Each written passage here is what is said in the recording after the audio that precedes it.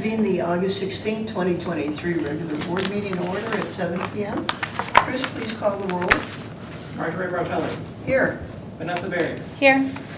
Debbie Bryan. Here. Karen Larson. Here. Joshua Martin. Here. Liz Sullivan. Here.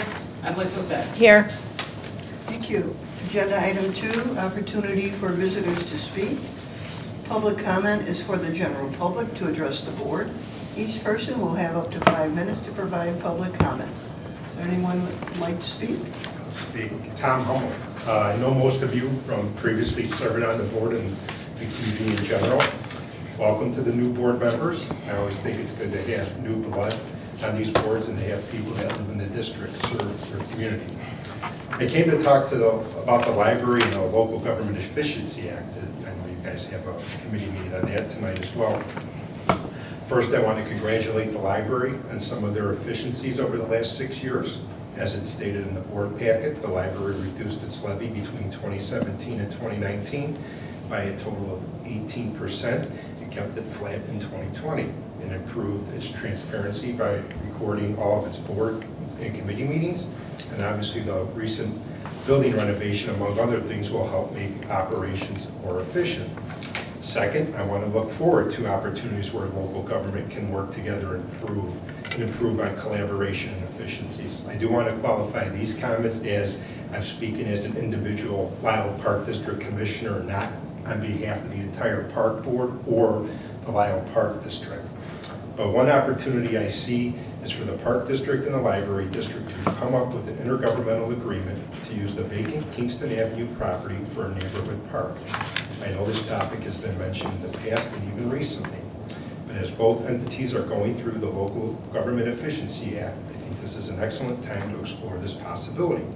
The Park District doesn't have much of a presence in this neighborhood, and with the library having an underused lot, this is a great opportunity for both entities and ultimately the residents of this neighborhood and the overall community.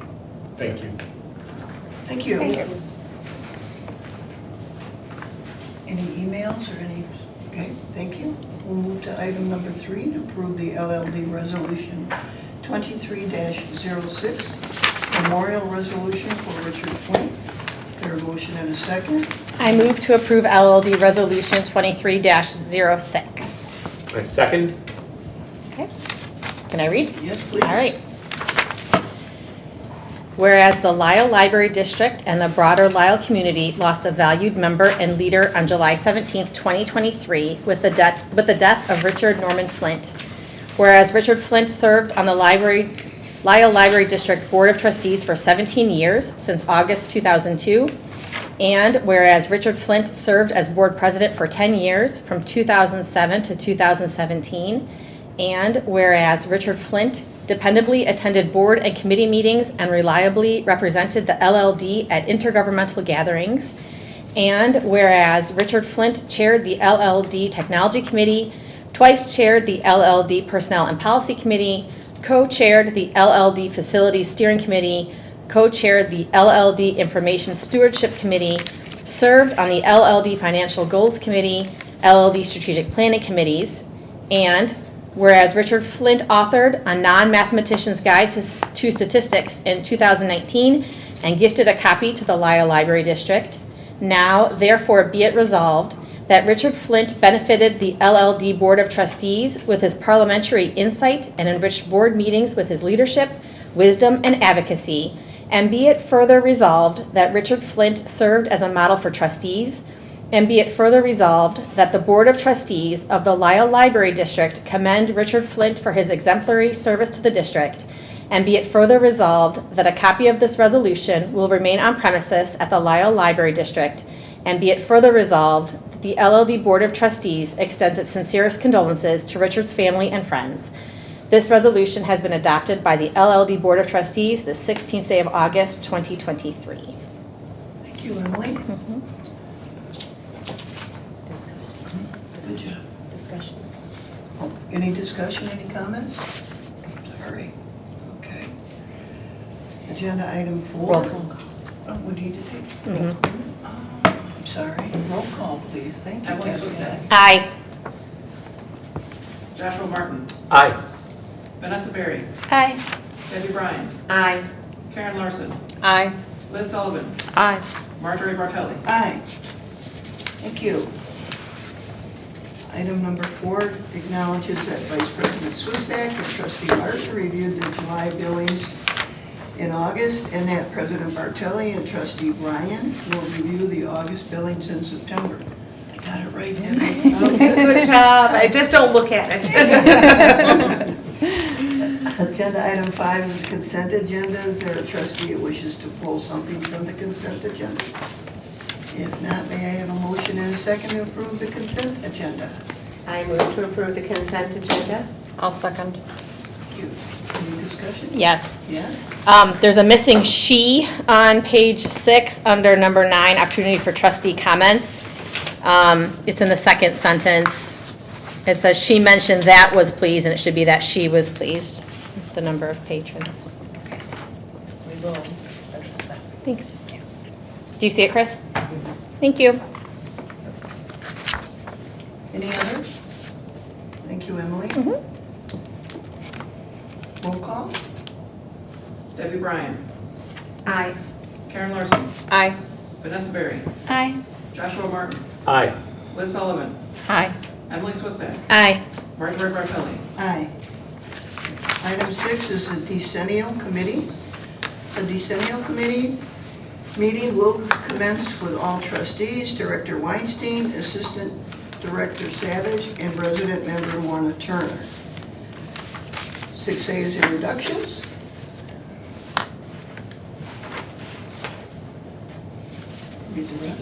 Okay. Our other resident member, Mr. John McCain, could not make this meeting. For those unfamiliar, Lorna is a former board member who understands that the library has gone through regarding the renovation, and she is also an avid library user. Compliance guidelines now, or- Okay. I thought that Lorna might be able to say something. She can. Or should we wait till after? No, she can. If you want to say a few words, feel free. I'm looking forward to this task that's been presented to me. It'll be interesting to delve into this and come up with some recommendations. All right, compliance guidelines. There is an overview document that precedes the draft report in the packet. In summary, the committee must have met for the first time no later than June 10th, 2023. The library held its first meeting in May. The committee meet at least 3 times total and can meet more if necessary to complete the report. The committee must prepare a written report with any recommendations on efficiencies and then file a report with the county no later than 18 months after the first committee meeting. 6C is the draft report. Director Weinstein, would you please explain this draft? Yes, I can. So I do have a note from John McCabe, who was supposed to come to this meeting but couldn't make it. I'm just going to read it verbatim. He says, "I look forward to working with this group, helping the library. Congratulations on the completion of the new layout. I like the new flow and multiple entrances. The library has a nice warm feel to it, and I'll be spending time using the library as an extension of my reading room and home office. The website also continues to be easier to navigate." So the draft that's in the packet is what may be included as the final report to the county. Rails, our system library, provided us with an outline. They also had their system attorney work on this outline for us, and we don't have to use every category here, but I just included it here. And then as far as efficiency goes, we're talking about not only financial efficiency, but we're also talking about operational efficiencies in the report. So if you start with the report, it starts out with very basic information, the name, our address, and then other basic information such as our county, our population, how many employees we currently have, which is 48, our annual budget. It outlines the library's properties that we own. Number 3 talks about just the committee members' names. We all know who we are. And then if I flip. B, just notices of our meeting dates. And then the next categories are really where we need the committee to provide input, editing or enhancing. And we don't necessarily need answers tonight. I mean, feel free to supply the group with ideas and answers, but If you'd like to suggest something like after the meeting or before our next meeting, which might even happen in October, you can always email me and I'll add it as a suggestion for the next meeting. So number 4 is our core programs or services offered by the library. And so we list almost everything we do here, such as library cards, Wi-Fi access and printing, voter registration, notary public, reader's advisory, book groups, story times for children, home delivery, low vision support equipment, interlibrary loans, meeting room use, public computers, public scanners, programming for all ages, outreach services, English language development services, instructional classes, our art gallery, a seed collection, community pass program, pickup window service, and digital and physical materials. So is there anything else we'd like to add to this list of services and programs? And then right below that is a question of whether or not we want to add any more core services or even programs on our list. So we can stop there if anyone has ideas after reading through this. I almost wonder if, only because I saw the social media post about the play area and the in-use services and about the building and all that, so maybe something about that we now have that additional area to play. So it's in addition to programs, right, and story times, but that there's a place that people can come, with children to play. So I don't know however you want to word it, but I just feel like because that's something that we really made it a point to have in the renovation, that it should be Play area like Zillow. that it should be mentioned in there. And what about the teen space? We Yeah. never had that. That's true, that too. Yeah. Any others? And again, Don't think of something. we also offer vehicle state renewal Stickers, services? yeah. Yes, we missed that one. Good call. Well, it says meeting room use, which to me just means this room, but there's also the individual study rooms or the small group study rooms. Okay. Yeah, and you can mention the outdoor seating area too. Okay.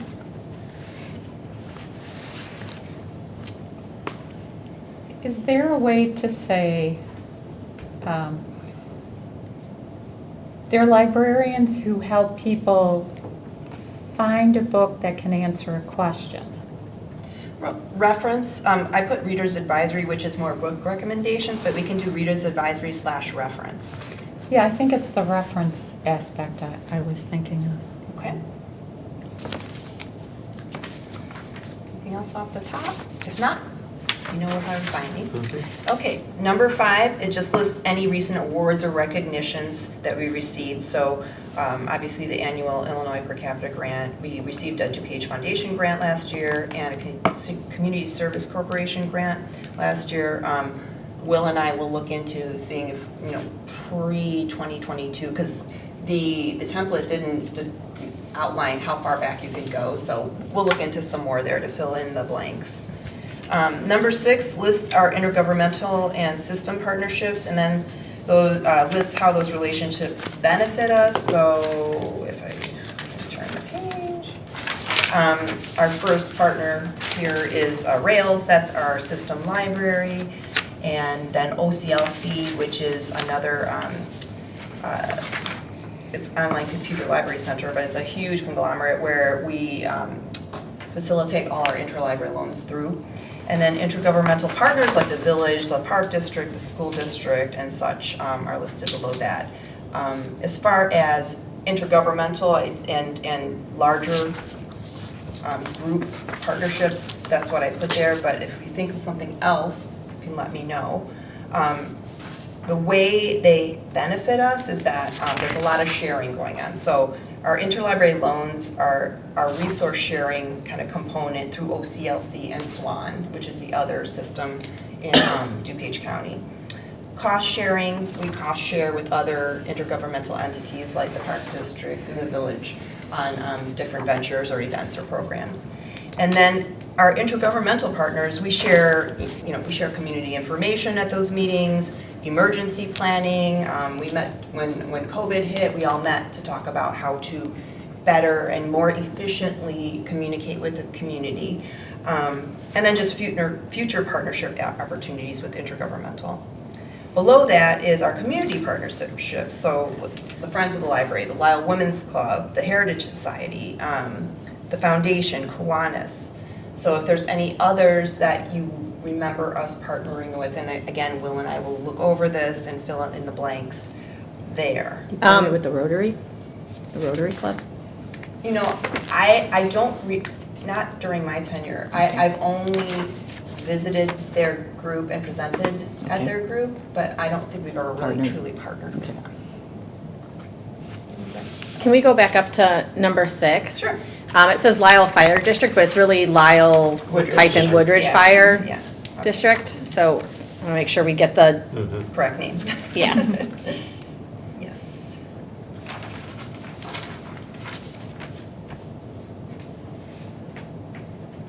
Okay. Okay. Then item 8 lists the laws, policies, and training documents that may aid our group. And then we've linked to the Decennial Act itself when you received your PDF, OMA, and then there was an article that was provided by Rails there. That's homework for whenever. It's just to apprise the committee of a different perspective on districts.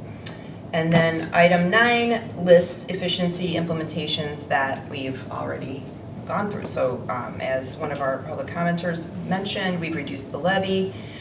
We were flat in 2020. We had a fiscally responsible renovation. We do record all of our meetings, so it's efficient for people who can't attend them. We've optimized our parking and our entrances. We have a pickup window, providing safe and convenient access for people. We replaced all of our lighting with LED lights. We've installed automated material handlers in the circulation room. We have 4 self-check kiosks for patron use. We've utilized outsourced services for financials as well as for technology. We have 2 elevators, automatic door openers, and then we have an enhanced security system to connect with emergency services more conveniently. And then we've modernized a bunch of policies, which was also something that Rails recommended we insert here. And then number 10 asks the committee if there's any additional ideas for improving efficiencies. And that's a very broad question, but is there something that comes to mind? I would. Yes. Hi, not to be a nerd, but on number 9, can you put an S on the 3rd bullet point, record all meetings? Oh, yes. Thank you. I'm Yes, turning- we will be wordsmithing That's this not as being we a go. nerd. I'm turning into Emily. That's not being a nerd. That's being observant. Okay, I'm being observant. Thank you, Liz. Okay.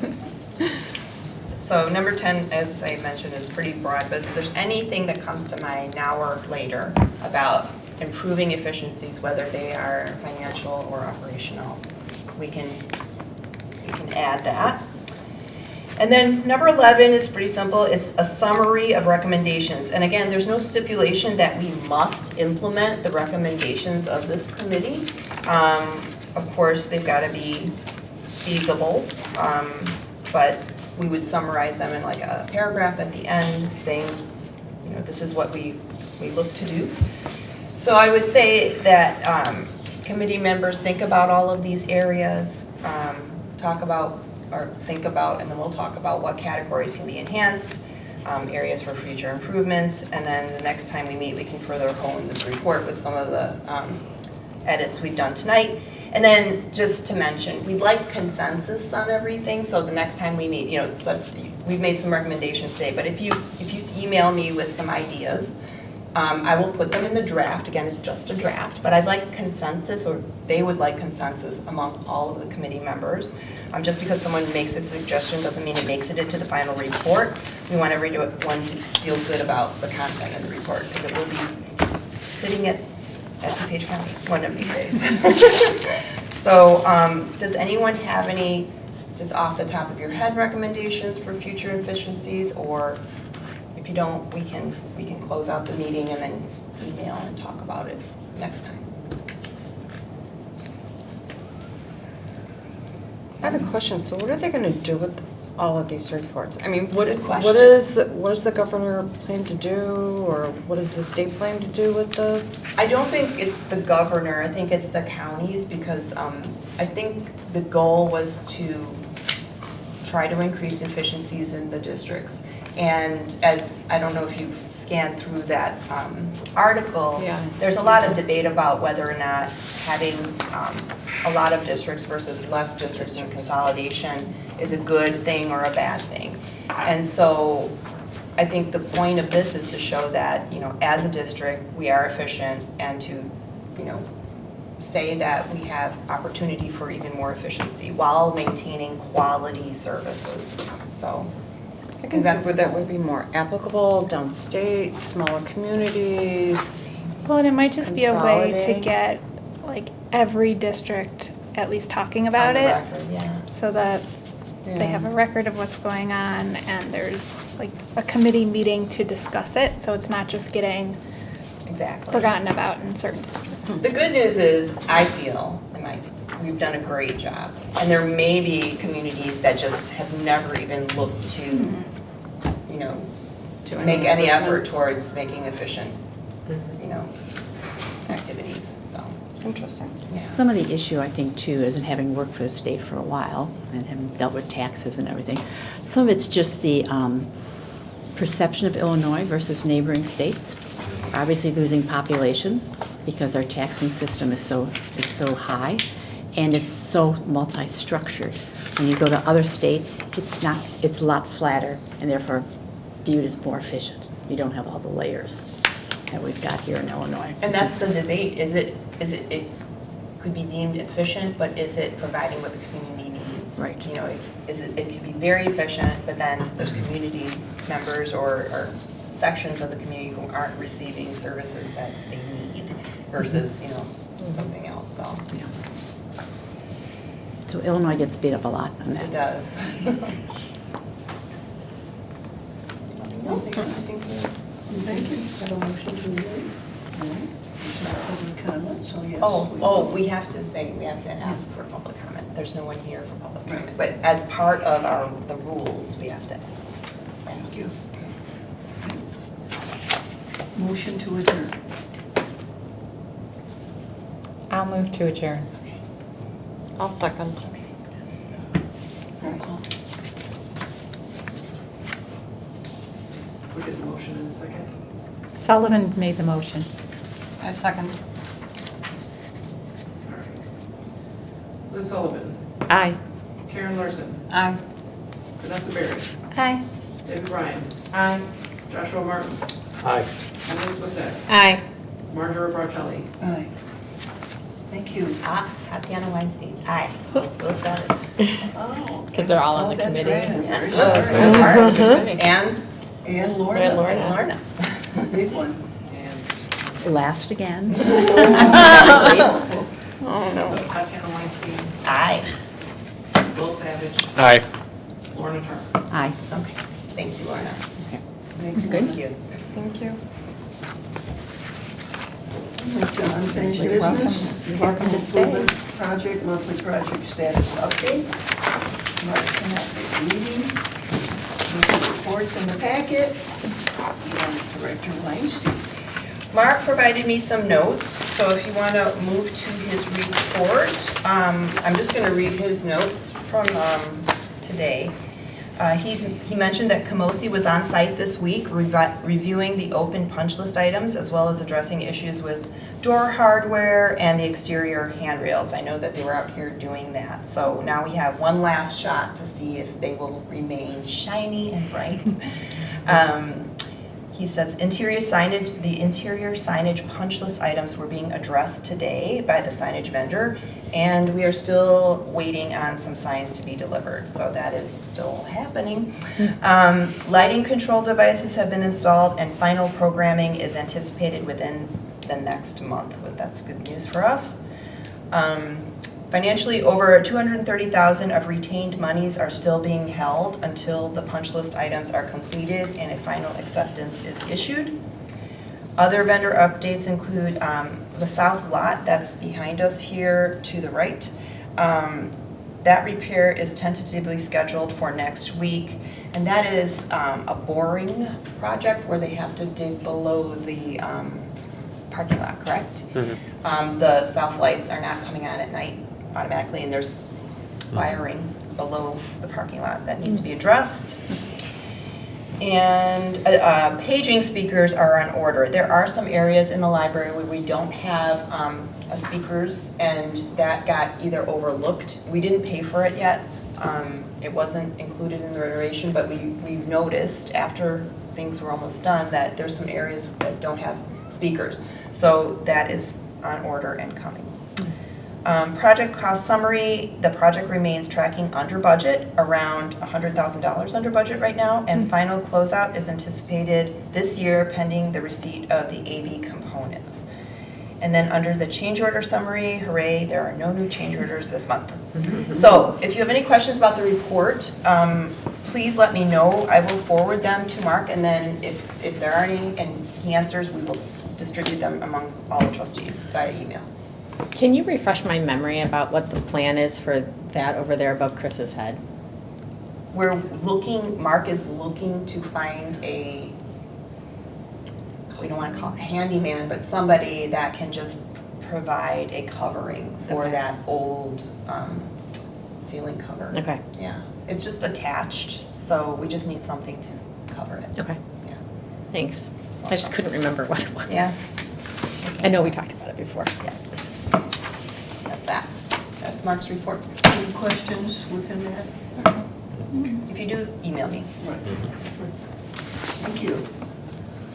Agenda item 8, committee reports. I believe finance may have a report. The Finance Committee met, and what we did is we reviewed the B&A, and we had some basic questions, which were more about just procedurally how the B&A is put together. And I think they were all answered by the director. So I think I'll, rather than butcher the answers, I think I'll wait until the director goes ahead and talks a little bit about the B&A. Okay. So Okay with you? It's fine. All right. that's okay. Good. Personnel and policy. We have not met. Thank you. Physical plan. Nothing. Thank you. Staff reports. 9A is the director's report. Okay. So first of all, I met with Joe Vizo, the village's community engagement specialist, to discuss an upcoming community survey for the village of Lisle. According to Joe, the library, the park district are also going to be included in this in terms of like satisfaction and usage, but most of the survey will involve village-related activities and satisfaction. He asked that the library help promote this survey, so we will link to it from our social media, and he said he'll provide us with some flyers and some posters, and I understand it's going to happen in September, so we're happy to help the village. And I just wanted to say a few words about Richard Flint myself. He was a huge supporter of public service entities. He was a huge supporter of staff. He was very in support of having a diverse collection, as well as making the library a safe space for LGBTQ+ community and for those who have disabilities. He did publish his book. I'm so glad he got to do that. And the library did send condolence cards. Both President Bartelli and I signed them. And so my sympathies go out to his family. Next, in my report, under meetings, I mentioned that admin is assessing operational needs regarding technology. So with all of the new cabling and the switches and servers and ongoing improvements such as like the AV equipment in here, it really, Sandy and I, the IT manager, we needed to reassess operational needs, especially with all of these new things. So we've discussed some operational changes that should improve operations, and we also want to better document things IT-wise, technology-wise, update our technology report that we provided the board last year. And then this might involve some job responsibility changes or increased outsourcing services, but this will all be within budget, of course. And then under accessibility, as you can see, I'm still in my wheelchair, and though it's temporary for me, it really did highlight some accessibility improvements we made at the library, such as the hands-free door access, the dual elevators, very helpful, the ramps, the sloping for the ramps, having proper lighting, and even sight lines. I'm a tall person, so now I'm not in the wheelchair, and having appropriate sight lines are really important for those using a wheelchair. So it's really given me a very different perspective. So I appreciate everything we did that way. And then some things that aren't in my report. Last Saturday, the library experienced a power outage. It was almost a complete power outage. There were some like corners of the library that had some lighting, but basically a complete power outage. So when staff arrived first thing in the morning, the power was out. The person in charge was Don Ferrari, the new YS director. Myself, Will, and our IT manager, we addressed the problem as well as connected with ComEd, communicated with staff. Our IT manager really had to make sure our server room was, the door was open so it wouldn't overheat. We did connect with ComEd. They came here fairly quickly, and they said that there was a need to dig below ground to replace or evaluate a cable that was damaged. And so that's as far as we went. We did some faulty cable work. They wouldn't give us any more information there. They did work the entire day. Staff were dismissed midway through the day. Will checked for power on Saturday and Sunday, and he did on Sunday. There was a few tripped breakers, but flipping those switches, everything came on. The HVAC was working, so that's good. It wasn't we did have the fire panel had like an alert beeping. It wasn't like an emergency situation where there was a fire or anything, but Will contacted the fire panel vendor, and they got that taken care of on Monday.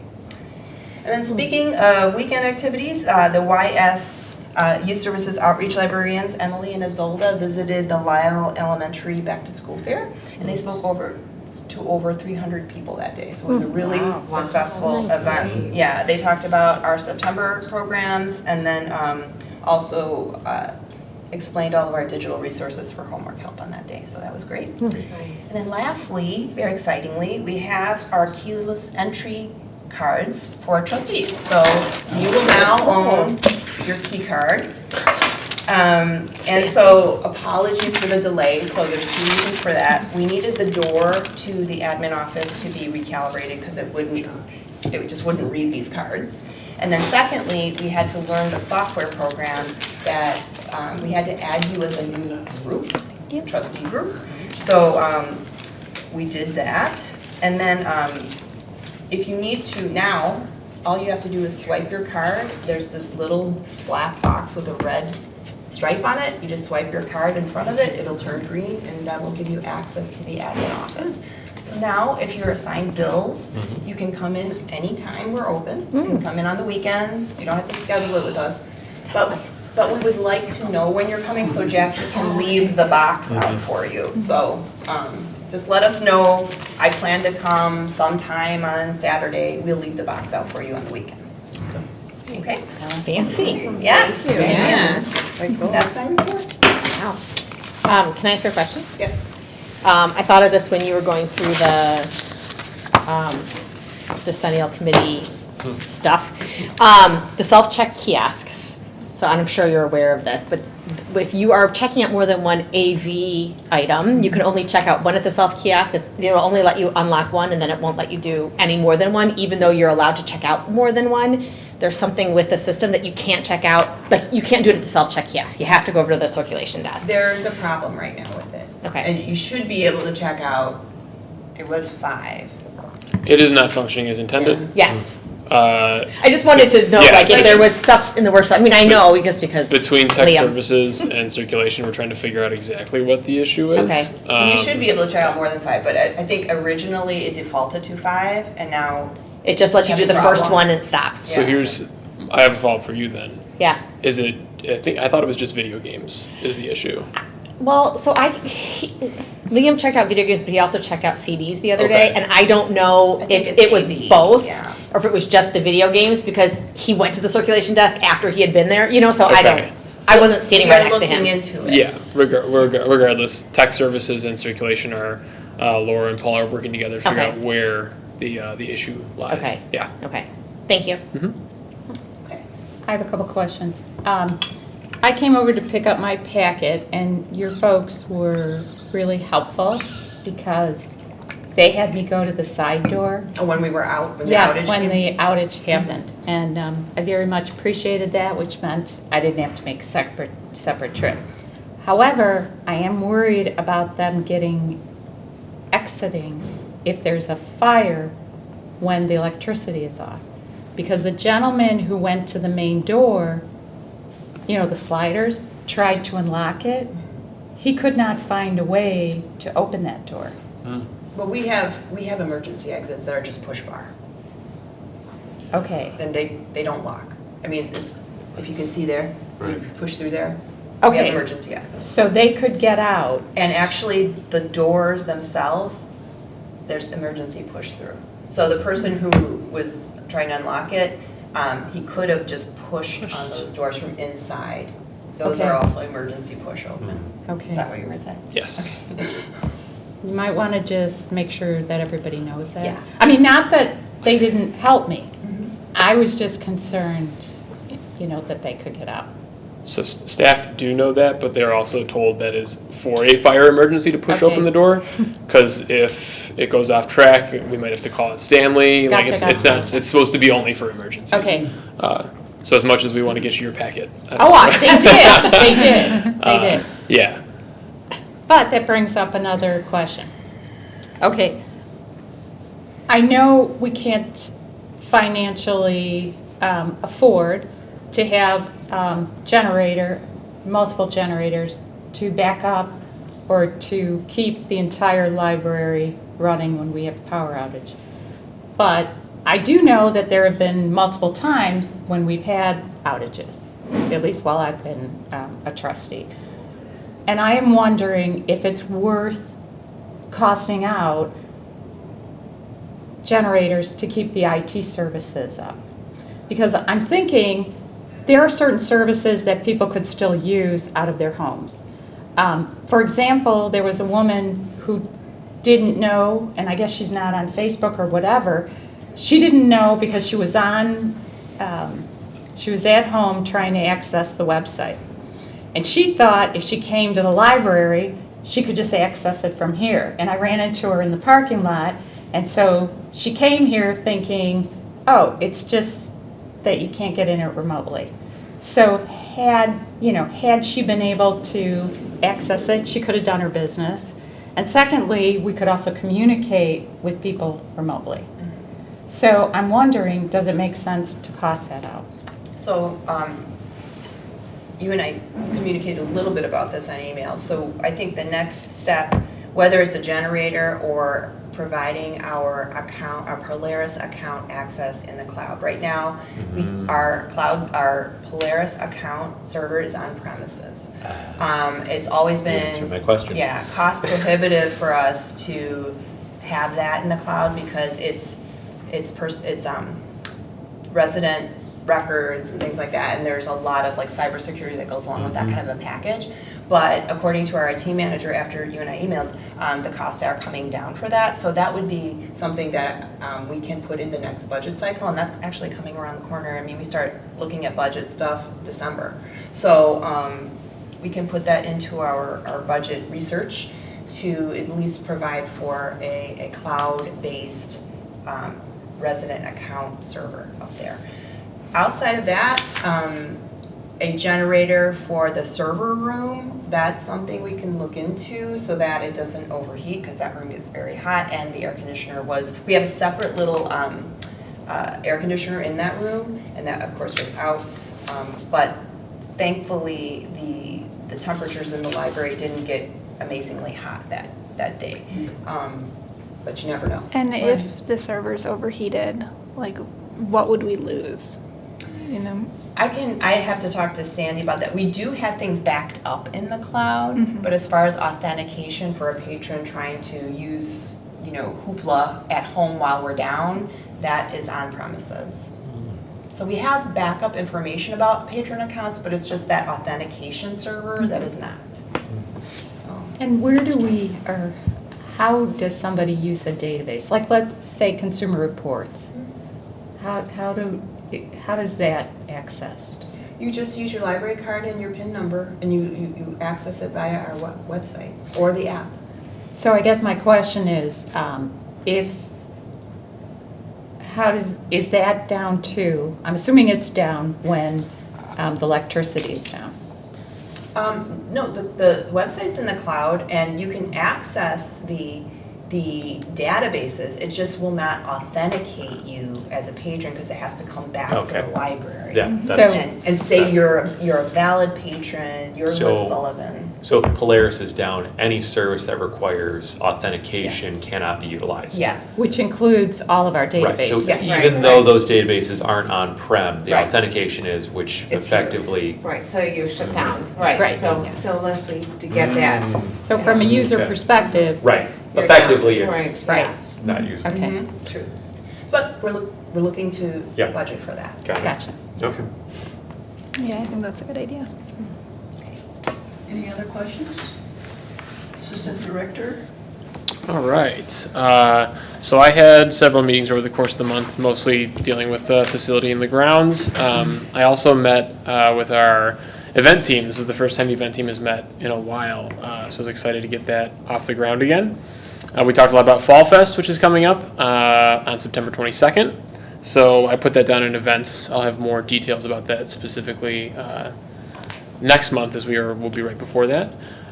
We also had Peeper come out to do some of the lighting control work that was outstanding, as Tatiana mentioned.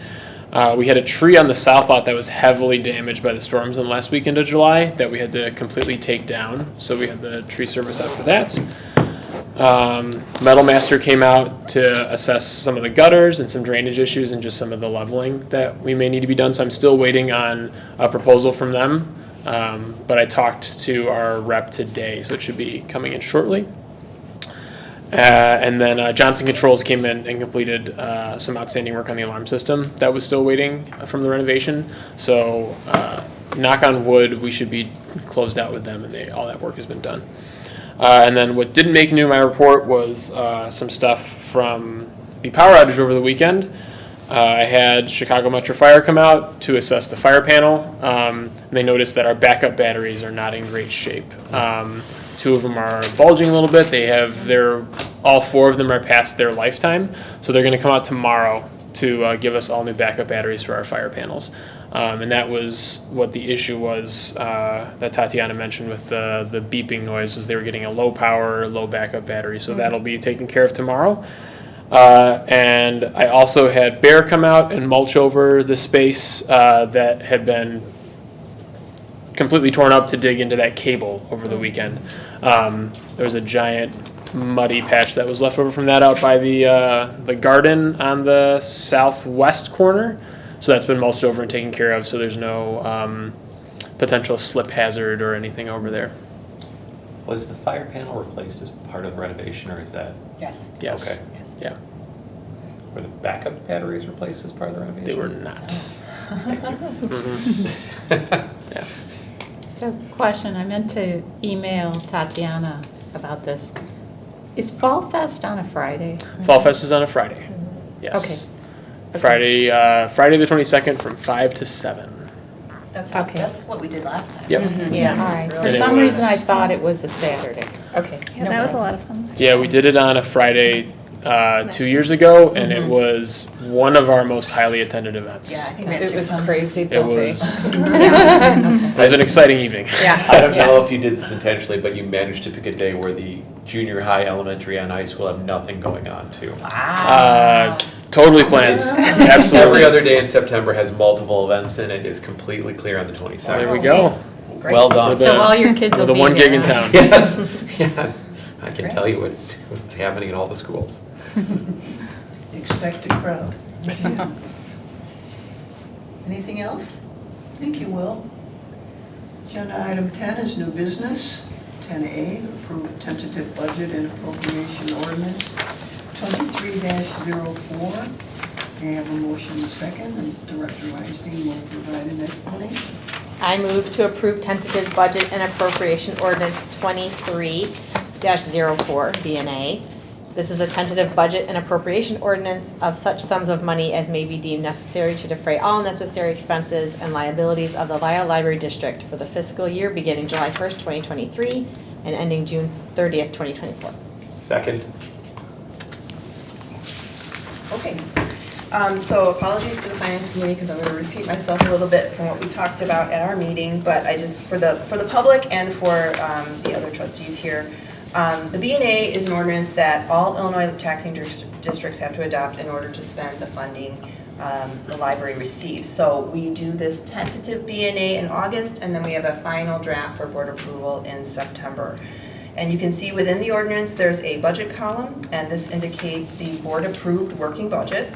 And then the appropriation column designates the district's allowance to expend funds for any necessary obligations that go beyond our budgeted categories. So again, I say this every year, but the appropriation column is not our intention to spend this provision. The appropriation is purely there as an allowance should we require spending beyond our planned for expenses. So one example of that would be snow removal. If we have a weather event that goes beyond our budget, we make allowances for that extra expenditure if we needed it. Page 8 of the packet, the total appropriation shows a very reasonable 4.5% allowance. Last year's allowance was 6.5%. And just to give you some context, some institutions actually just do a flat increase. Some institutions just do a 10% or a 20% increase. But every year we examine each account line and just determine the appropriation that way, and that's been our history. And so just a review of all of our funds. We have 4 major funds. We have corporate, special, and IMRF and FICA. Corporate's our operating budget. Special is our fund for capital projects. IMRF is our retirement fund, and then FICA is the Federal Insurance Contributions Act that pays for Social Security and Medicare. So all of the funds are recorded on the BNA document, and this document also reflects a transfer into special reserve from the corporate fund of $60,000, and then also provides an allowance of $120,000 should the board determine there's a need for more savings, and we'll get to that. So. How do we come up with the appropriation numbers? So we utilize the end of year June 30th numbers. It's just good to remember that all of these numbers are pre-audit, and some of the June 30th numbers may shift into this fiscal year. We use vendors' estimates. We use our outsourced financial advisors to help with these estimates, and then Lyra, who is our risk association for insurance projections. And then we also use, of course, the board-approved working budget. So we can walk through the ordinance now. I'll go through very quickly because this was already recommended by the Finance Committee. But under employee costs, we've kept the salaries flat in this appropriation category. I don't anticipate making any large staffing changes. We may have some changes in job responsibilities, but nothing that would go beyond what we budgeted for. We've also had some major retirements too, so we've hired lower than. So right now, I think I'm comfortable with that amount. We did receive advice to increase health insurance, however, by 10% in the budget, and then allowing for 10% in the appropriation, and actually, I think we allowed for 9% in the appropriation here, to be specific. But it's good practice to allow for a little bit more there and just follow the guidance of our risk management agency. It doesn't mean we need it, but we're there. And also, our health insurance estimates come in on a calendar basis versus our fiscal year, which ends June 30th. So we only know really half a year in advance. And then moving on, under building costs, most lines show a modest increase to account for unintended increases. So you'll see a bit of an increase under maintenance, contracts, and cleaning. Right now, we are evaluating our cleaning service, and we are on a 6-month rotation with them, and so Will is managing that, and so we'll assess if we are not satisfied with what they've done for us. We may have to go to the second lowest bidder, which is second highest bidder, which is a little bit more than what we've budgeted for. So we allowed for a little bit more there in case. Under non-contractual repair, you'll see a bit more under this line. We are allowing for tree removal and then a possible HVAC software upgrade, which is not inexpensive. This is something we've been talking about for many years now.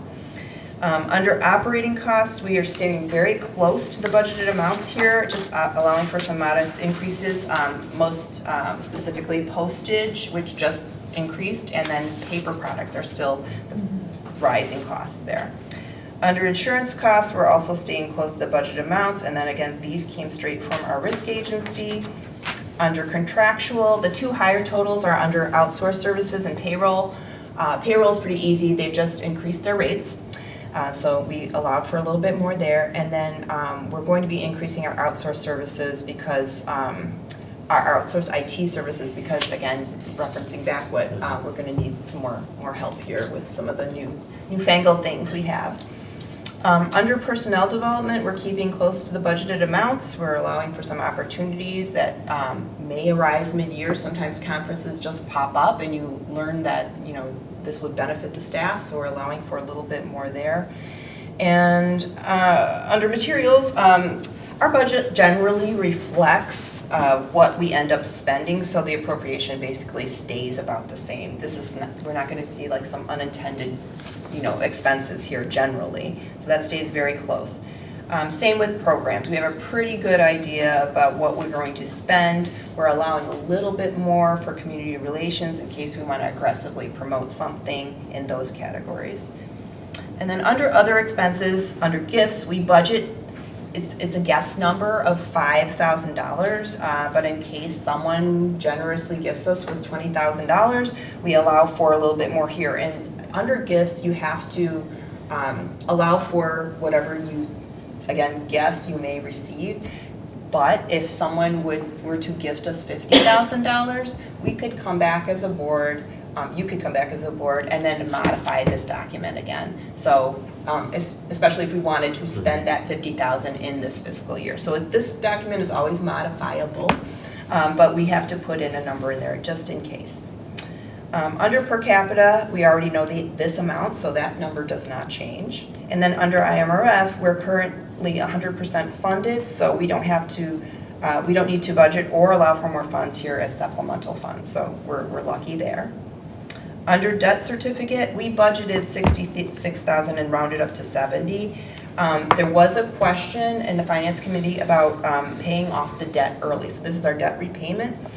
We did receive advice from our financial advisors to not pay off our debt early because we are actually making more in interest in the monies we have, so that benefits us, so we're not paying. Contingency is flat. The transfers to special reserve, we budgeted $60,000, and in the draft it is doubled in the appropriation, and the Finance Committee did agree that they thought that was a reasonable appropriation. Again, this happens every year at the end of the year, so should we have additional funds, we can transfer funds into the special reserve fund. Now, we will, as a board, you will as a board have to update the special reserve ordinance to outline what we are saving for. This is mandatory, so that should be coming down the line in personnel policy to talk about that special reserve ordinance and have conversations about that. But again, the appropriation for $120,000 was recommended by the Finance Committee. Under IMRF and FICA, we're flat as recommended by our outsourced financial advisors.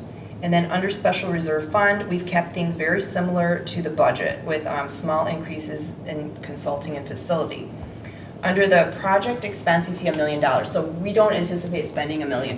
This was budgeted because we didn't know how many invoices we'd have left. As Mark outlined in his summary, we've got maybe $300,000 more to spend. So we just left it at $1 million.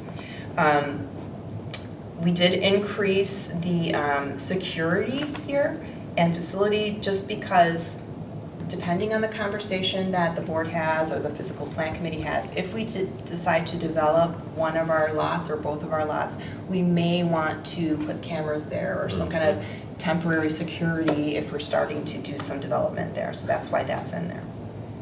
Section 2 relies on just estimates, so that's the key word there.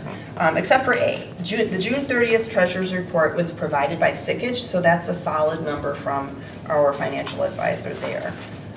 B is the estimated total revenue from all sources from the working budget, so that's levy, interest, and gifts. C is estimated expenditures, and that's again straight from the working budget. And then D is just math, so it's A plus B minus C equals D. And then E is the county's estimate of funds that we'll receive. And then F is interests and gifts. And then upon board approval of this tentative B&A, what I would do is then send this draft to our attorney. He'll do another review of it, just to double check, and then this draft will go to the September board meeting for approval. I'm sorry that was long.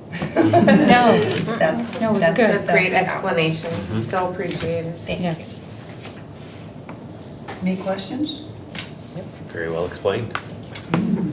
Better you than me.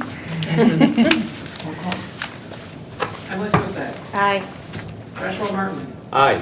Vanessa Berry. Aye. Debbie Bryan. Aye. Karen Larson. Aye.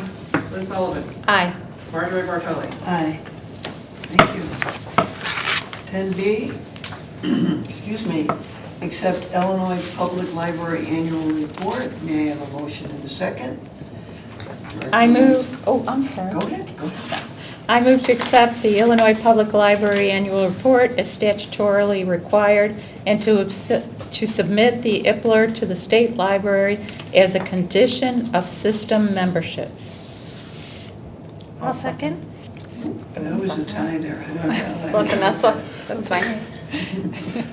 Great.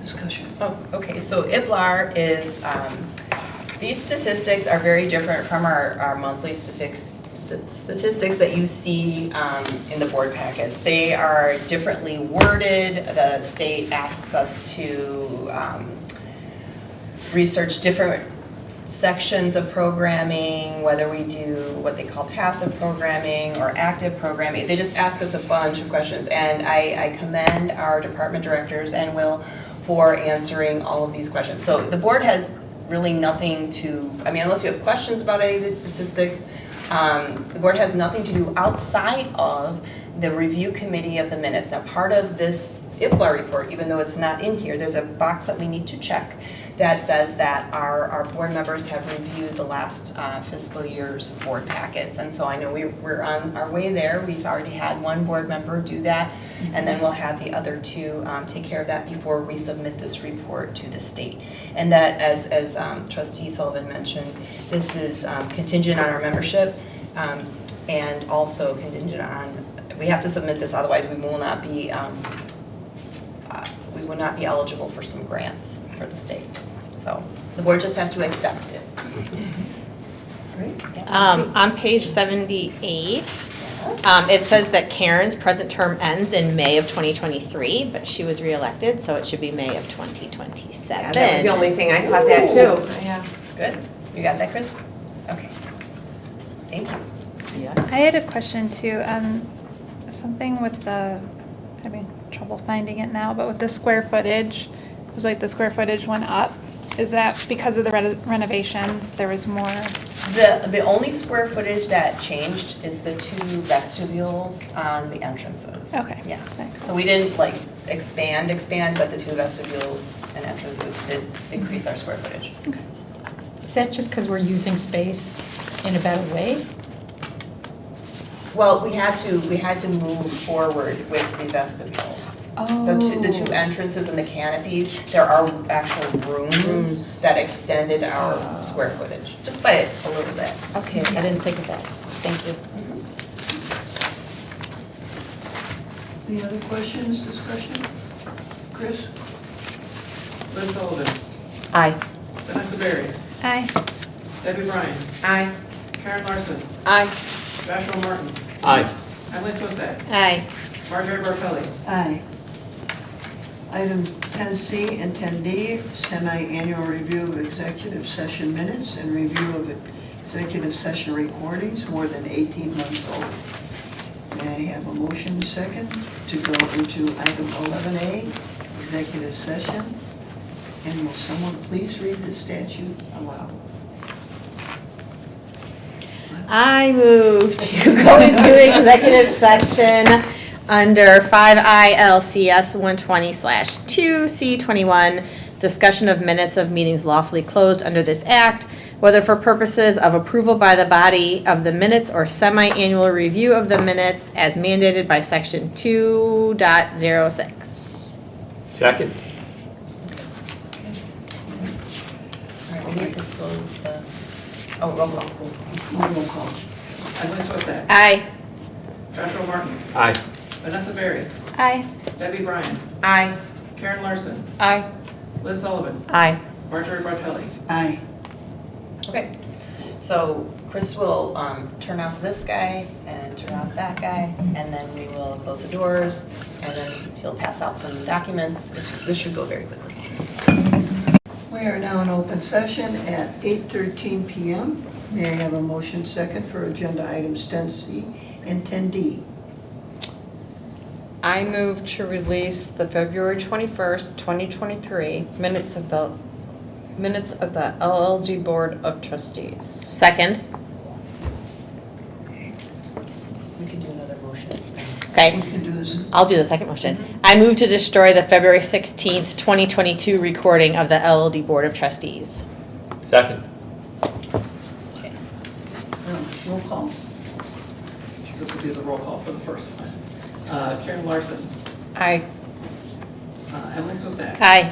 Vanessa Berry. Aye. Debbie Bryan. Aye. Joshua Martin. Aye. Liz Sullivan. Aye. Marjorie Bartelli. Aye. And then Emily Swissack. Aye. Joshua Martin. Aye. Vanessa Berry. Aye.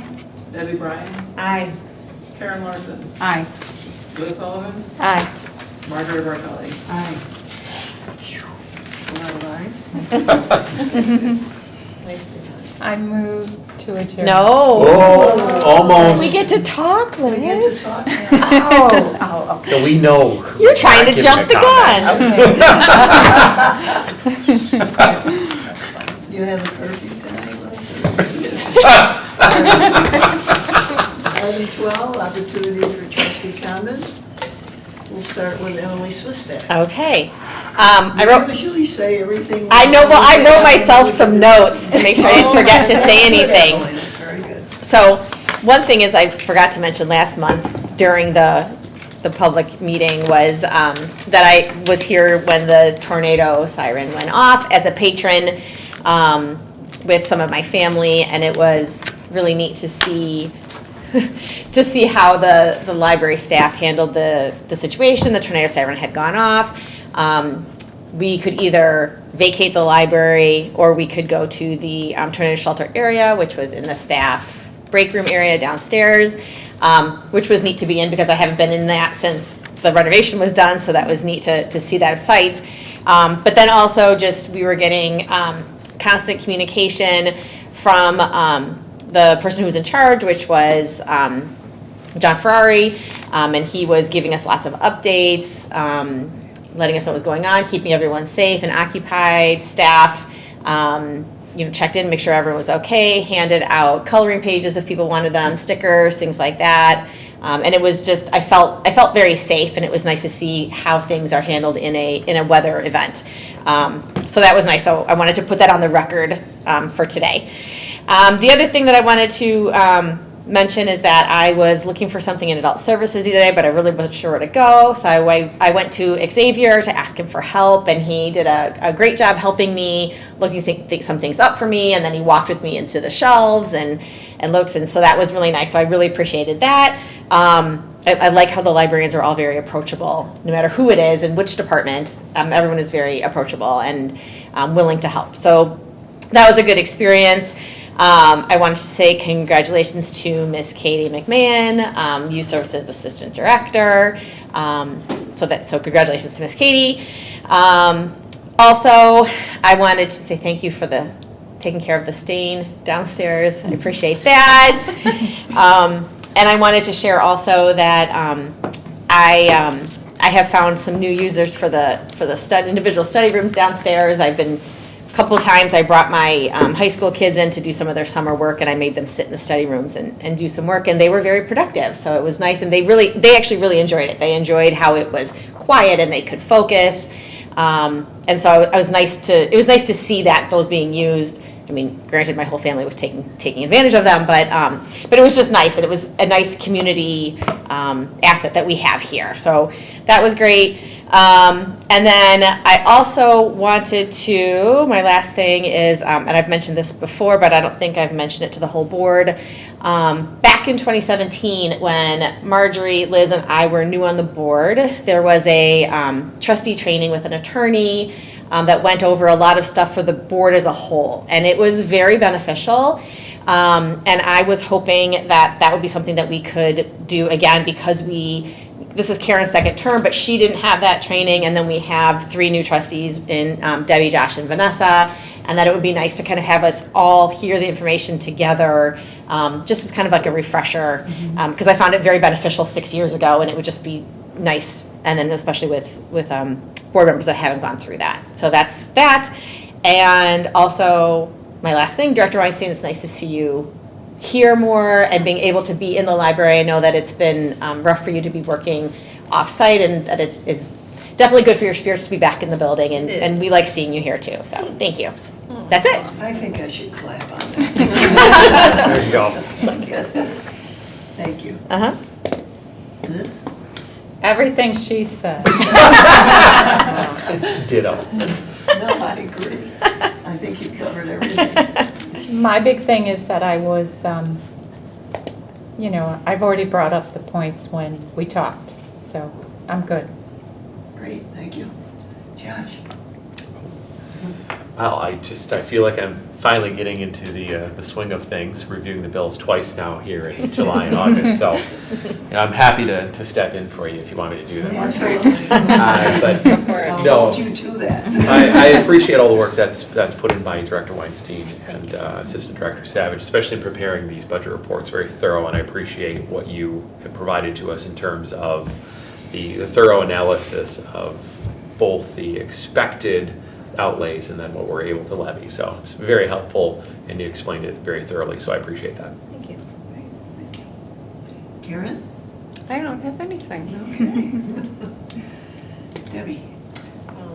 I want to reiterate on the preparing the budget and the B&A and walking us through what my weakest point is definitely finances, which is actually why I asked to be on that committee, to help myself understand more. So hearing it twice now, I'm grasping it. I don't know that, like Liz said, I could explain it nearly as well as you did, so thank you very much. Thanks so much for keeping us abreast of the power outage, and both you and Will, your Saturday, what you planned on doing and what you really did, thank you both for that. And just kudos on the newsletter. It's just, I love reading it. It's just so fun to see it and look at all the offerings, and it's just wonderful. It's great to see that, come out to the community, and all the social media posts. I just love it. So great job. Please express that to the staff. So Will do.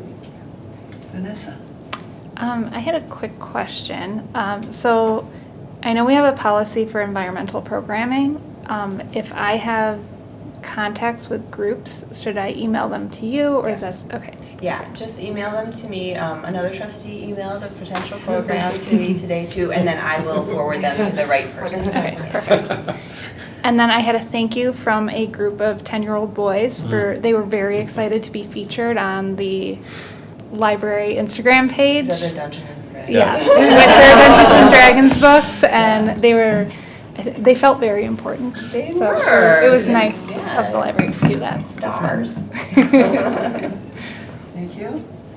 And I'd just like to say thank you to the staff, that when we have emergencies like that, we don't even think about it, and there's someone here. I mean, you think it's an 8 to 5 job, but it certainly is not, and greatly appreciate it. And it was handled well. I have one question. In a case like this, and it doesn't matter, who pays for the repairs? reports. Is there any liability, ComEd, library? We called and Will got confirmation this is not our expense, it's on ComEd. I like to hear that. I know, Yeah. I know. Yeah, really. Okay, thank you. I think that's it. Okay. Last item is to adjourn. Go for it. No, you can't talk. It's got a hot date. All right. I did that on move purpose. to adjourn. Second. All right. You need to do that. So we are adjourned. No, not yet. Roll call? Why not? We got a second, but we didn't, We have the roll call. All in favor? or all in favor. Voice vote. All in favor? Aye. Aye. Adjourned at Hearing 8:22 none PM. opposed.